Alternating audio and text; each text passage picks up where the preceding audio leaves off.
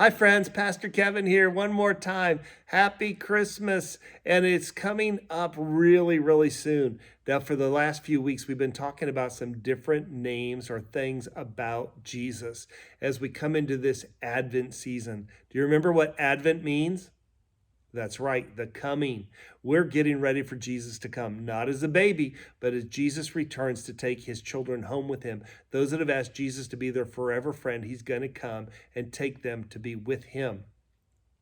And we've talked about how that Jesus is our wonderful counselor, our mighty God, our everlasting Father, the Prince of Peace. Now, there's a lot of other things that Jesus is called: the Lamb, the lamp, and the palm.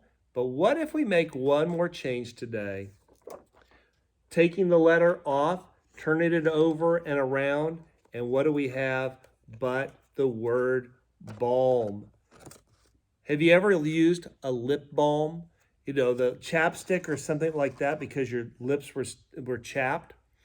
You know what a balm is? It's some kind of ointment or something that we put on something that is sore or hurting. We might use lip balm. We might use ointment like a chapstick to heal our lips when they're dried or chapped. Maybe you've gotten a cut on your hand, or maybe you've skinned your knee, and mom comes and she puts some ointment like Neosporin onto the cut and then puts the Band-Aid on it. It helps it heal faster. After Jesus was born, wise men came from the east and they brought gifts to him of gold, frankincense, and myrrh. That's just, all of those are kind of strange gifts. What's a baby going to do with gold? What's a baby going to do with frankincense? What's a baby need myrrh for? Well, myrrh was actually used when somebody passed away and they prepared the body to be buried. But myrrh is also considered a balm, something to put on for healing.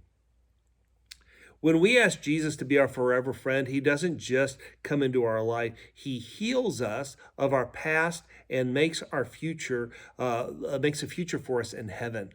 Our healing begins when we ask Jesus, the Lamb of God, to be our forever friend. And we don't follow him because we follow him because he is a lamp for our feet, and he holds us in the palm of his hand. And he is our healing balm. Now, you've got to come back next week so you can see something special that God does for us. But remember right now that Jesus is our healing balm, that Jesus has us in the palm of his hand, that he is the Lamb of God that takes away the sin of the world, and he is a light for our path.